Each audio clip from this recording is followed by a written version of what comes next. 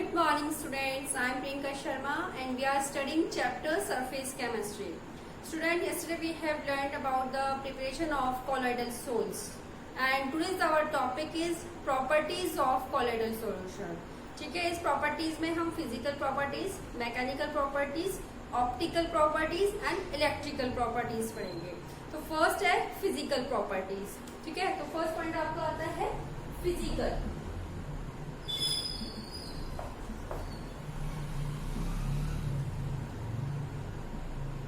Physical properties में हम क्या पढ़ते हैं? First, heterogeneous nature.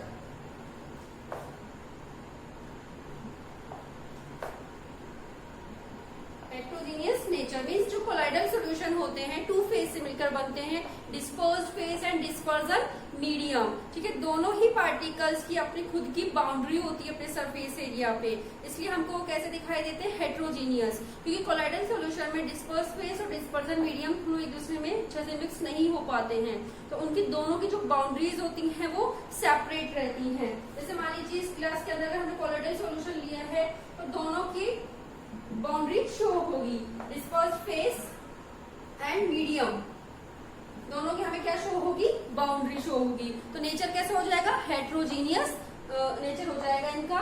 Second point आता है आपका स्टेबिलिटी.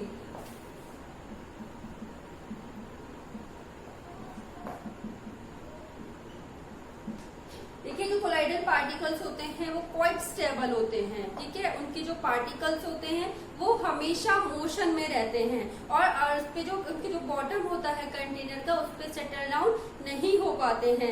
ठीक है, हमेशा क्या करते रहते हैं? मूवमेंट करते रहते हैं, क्योंकि अगर वो सेटल डाउन हो जाएंगे तो क्या बन जाएगा? सस्पेंशन बन जाएगा. और ये कोलाइडल सॉल्यूशन की प्रॉपर्टी होती है कि वो ना तो अच्छे से डिसॉल्व हो पाते हैं और ना ही सेटल डाउन होते हैं. तो कैसे रहते हैं? वो स्टेबल रहते हैं. ठीक है, ये थे दो पॉइंट इसके, हेट्रोजीनियस एंड स्टेबिलिटी. अब हम पढ़ते हैं थर्ड पॉइंट, सरफेस एरिया.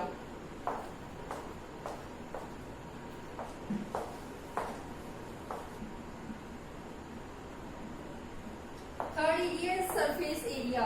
जो डिस्पर्स कोलाइडल सॉल्यूशन है वो डिस्पर्स फेज से कोलाइड के सरफेस एरिया पे भी डिपेंड करते हैं. जो डिस्पर्स फेज है उसका सरफेस एरिया बहुत ज्यादा हाई होता है. ठीक है, तो वो क्या कैसे रिएक्ट करते हैं? कैसे एक्ट करते हैं? वो हाई एड्सॉर्बेंट की फॉर्म में एक्ट करते हैं. उनकी एड्सॉर्प्शन की जो पावर होती है वो बहुत ज्यादा होती है, क्योंकि मैंने आपको बताया था surface area is directly proportional to adsorption. ठीक है, जब सरफेस एरिया का जब डिस्पर्स फेज का सरफेस एरिया ज्यादा होगा तो क्या बढ़ेगा? एड्सॉर्प्शन भी इंक्रीज होगा.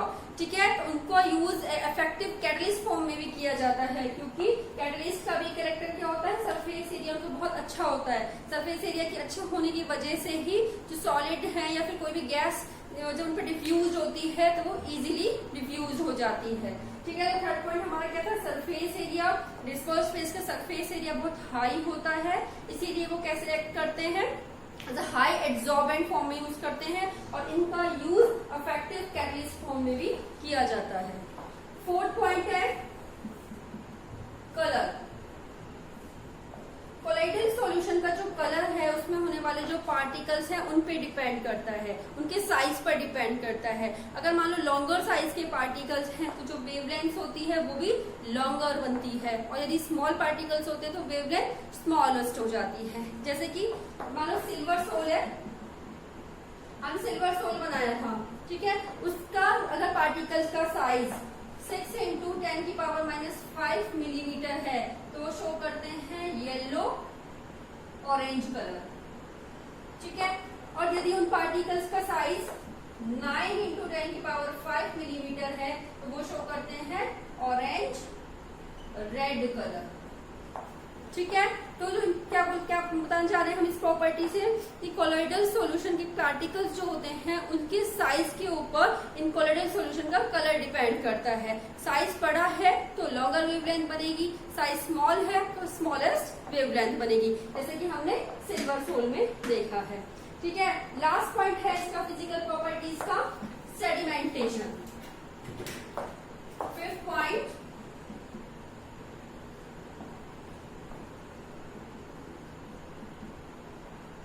सेडिमेंटेशन। देखिए जो कोलाइडल पार्टिकल्स होते हैं वो सेटल डाउन नहीं हो पाते हैं, लेकिन ग्रेविटी की वजह से कुछ पार्टिकल्स को सेटल डाउन होना पड़ता है, लेकिन very slowly.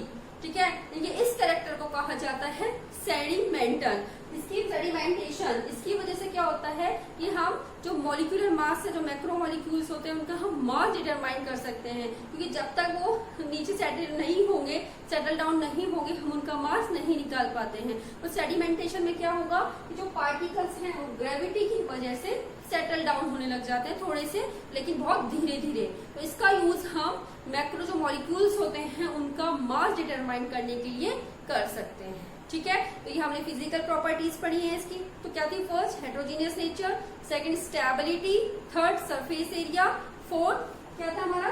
Colour, and fifth sedimentation. ठीक है, इसके बाद आती है इसकी मैकेनिकल प्रॉपर्टी।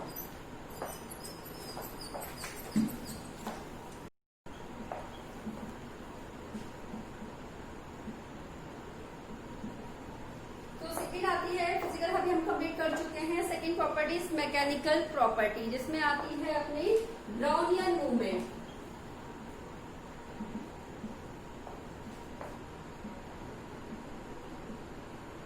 देखिए ब्राउनियन मूवमेंट जब हमने डिफरेंस पढ़ा था लाइफोबिक लाइफोफिलिक में, उसमें हमने इसको पढ़ा था। मैंने बोला था आगे ये चैप्टर, ये जो टॉपिक है ये आपको डिटेल में मिलेगा। तो देखिए रॉबर्ट ब्राउन साइंटिस्ट थे, रॉबर्ट ब्राउन, उन्हीं के नेम पे ये मूवमेंट जो है, जो नेम है उन्हीं के नेम पे पड़ा हुआ है ये। तो देखिए इन्होंने क्या देखा था कि जो ये बॉटनिस्ट थे, ठीक है, इन्होंने देखा था कि जो पोलन ग्रेन्स होते हैं इनको जब वाटर के अंदर, वाटर के कंटेनर में डाला जाता है तो ये कभी रेस्ट नहीं करते हैं, बल्कि क्या करते हैं? मूवमेंट करते रहते हैं ऑल डायरेक्शन में। ठीक है, जब इसी फिनोमेनन को कोलाइडल सॉल्यूशन के लिए देखा गया, जब अल्ट्रा माइक्रोस्कोप के अंदर कोलाइडल पार्टिकल्स देखा गया तो क्या देखा इन्होंने कि जो पार्टिकल्स थे वो कभी भी रेस्ट नहीं करते हैं। क्या करते हैं? हमेशा जिग जैग डायरेक्शन में मोशन करते रहते हैं। ठीक है, इस तरीके से पार्टिकल्स हैं तो इनकी इस तरीके से डायरेक्शन होती रहती है पार्टिकल्स है कोलाइडल्स के। इस जो पार्टिकल्स का इस तरीके से जिगजैग मोशन में मूवमेंट करना, it is called Brownian movement. ठीक है, दोबारा से समझते हैं ब्राउनियन मूवमेंट। ये हमारी मैकेनिकल प्रॉपर्टीज है। रॉबर्ट ब्राउन साइंटिस्ट ने पोलन ग्रेन्स को जब वाटर के अंदर डाला तो उन्होंने देखा कि वो जो पार्टिकल्स हैं पोलन ग्रेन्स के, वो रेस्ट नहीं करते हैं, रेंडमली एंड कंटिन्यूअसली मूवमेंट करते हैं। जब इसी फिनोमेनन को कोलाइडल पार्टिकल्स के लिए देखा गया, अल्ट्रा माइक्रोस्कोप में जब देखा गया तो देखा कि जो कोलाइडल के पार्टिकल्स थे वो कंटिन्यूअसली एंड रेंडमली मोशन कर रहे हैं जिगजैग डायरेक्शन में। तो उनके पार्टिकल्स के इस तरीके से जिगजैग मोशन को क्या कहा जाता है?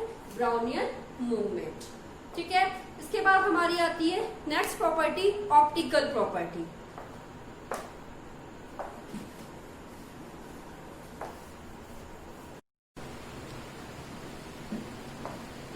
देखिए नेक्स्ट हमारी थर्ड प्रॉपर्टी है ऑप्टिकल प्रॉपर्टी। इसमें हम पढ़ते हैं टिंडल इफेक्ट। ये भी हमने लाइफोफिलिक और लाइफोबिक के डिफरेंस में देखा था कि जब हम जो ट्रू सॉल्यूशन में एक स्ट्रॉन्ग बीम की लाइट को जब हम ट्रू सॉल्यूशन में डालते हैं तो हमें उसमें कुछ भी पार्टिकल दिखाई नहीं देते हैं, हमें उसमें लाइट का पाथ दिखाई नहीं देता है।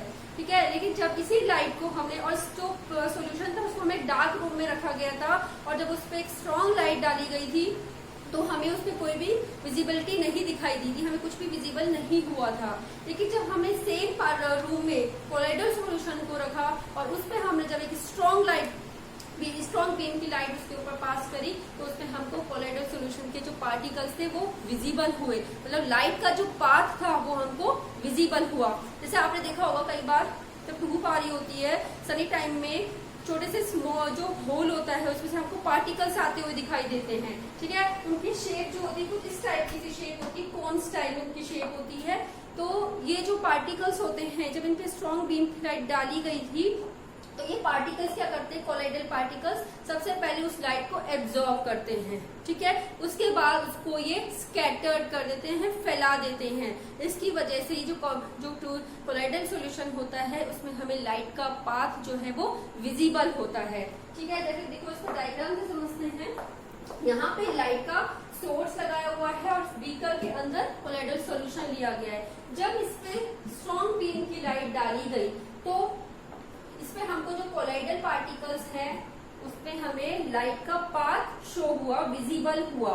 और ये सिर्फ कोलाइडल पार्टिकल्स के लिए ही होता है, क्योंकि कोलाइडल पार्टिकल्स लाइट को एब्जॉर्ब करने के बाद उसको स्कैटर्ड कर देते हैं, फैला देते हैं, जिससे कि हमें क्या दिखाई देता है, विजिबल पाथ दिखाई देता है। ठीक है, लेकिन इसके लिए कंडीशन ये भी है कि जो इंसिडेंस रे आएगी उससे राइट एंगल पे ही अगर हम देखेंगे तभी ये पाथ हमको दिखाई देगा, अदरवाइज ये नहीं हम किसी भी डायरेक्शन से देखें और ये हमको दिखाई दे जाएगा। ठीक है, इस तरीके से पाथ हमको दिखाई दे रहा है। इसके अंदर फुल हमने कोलाइडल सॉल्यूशन लिया हुआ है।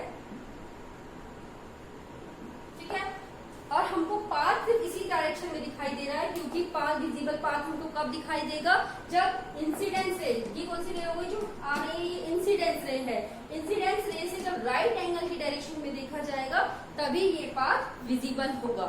ठीक है, सबसे पहले ये टिंडल साइंटिस्ट थे, उन्होंने इसको डिस्कवर किया था, इसीलिए इसको कहा जाता है टिंडल इफेक्ट। ठीक है, किस वजह से होता है, इसका रीजन क्या हो जाएगा टिंडल इफेक्ट का, कोलाइडल पार्टिकल्स लाइट को एब्जॉर्ब करने के बाद उसे स्कैटर्ड कर देते हैं, जिससे कि हमको पाथ विजिबल हो जाता है। ठीक है, क्वेश्चन एक पूछा जाता है कि स्काई का कलर जो है ब्लू क्यों दिखाई देता है। ठीक है, उसका रीजन यही है, इसको हम इसे फैक्ट से समझा सकते हैं कि जो स्काई के अंदर जो डस्ट के पार्टिकल्स होते हैं वो ब्लू कलर की लाइट को एब्जॉर्ब करके उसे स्कैटर्ड कर देते हैं, जिससे कि हमें स्काई कैसा दिखाई देता है, ब्लू कलर का दिखाई देता है। ठीक है, तो ये टिंडल इफेक्ट की जो ऑप्टिकल प्रॉपर्टीज थी ये कंप्लीट होती है। नेक्स्ट प्रॉपर्टी आती है आपकी इलेक्ट्रिकल प्रॉपर्टी।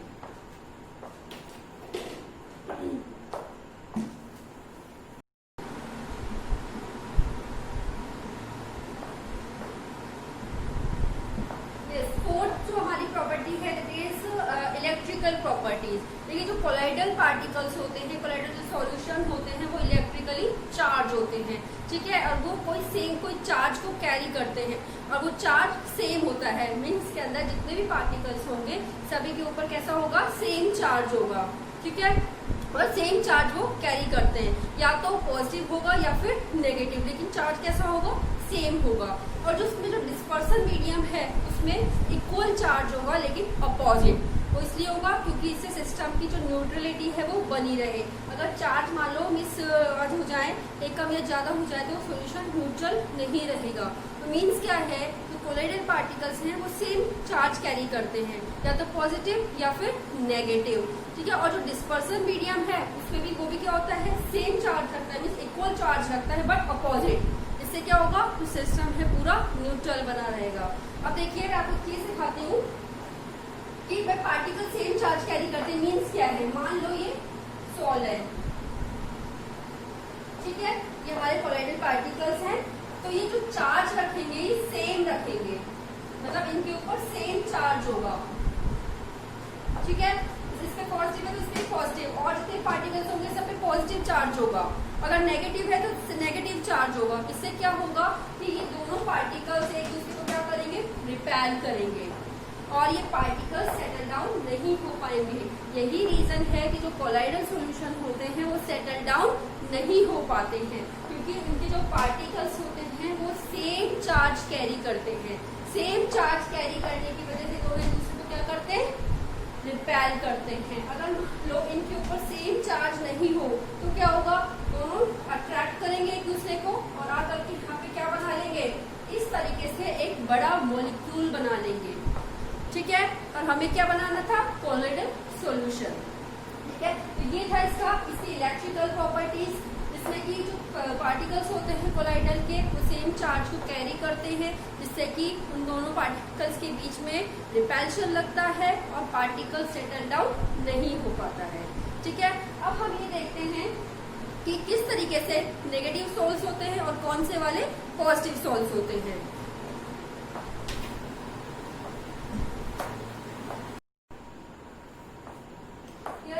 मैंने इलेक्ट्रिकल प्रॉपर्टीज पढ़ रही हूँ। हमने अभी देखा था कि जो पार्टिकल्स होते हैं कोलाइडल पार्टिकल्स वो सेम चार्ज को कैरी करते हैं, या तो नेगेटिव होगा या पॉजिटिव होगा। तो हमें कैसे पता चलेगा कि वो नेगेटिव है या पॉजिटिव है, तो देखिए जो नेगेटिव चार्ज के कोलाइडल सोल्स होते हैं वो कौन से होते हैं, metals like gold, silver, copper, platinum, इनके जो सोल्स बनेंगे वो हमेशा नेगेटिव चार्ज के होंगे। ठीक है, सेकेंड है metal sulphide, cadmium sulphide, arsenic sulphide,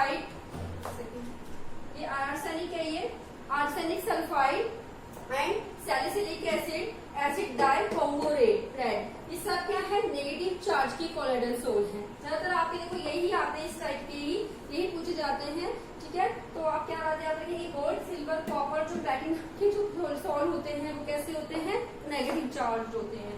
अगर आप पॉजिटिव चार्ज कोलोइडल सॉल्यूशन की बात करें तो हाइड्रोलाइज्ड मेटेलिक कंपाउंड, ठीक है, जैसे एल्यूमिनियम ऑक्साइड एंड H2O।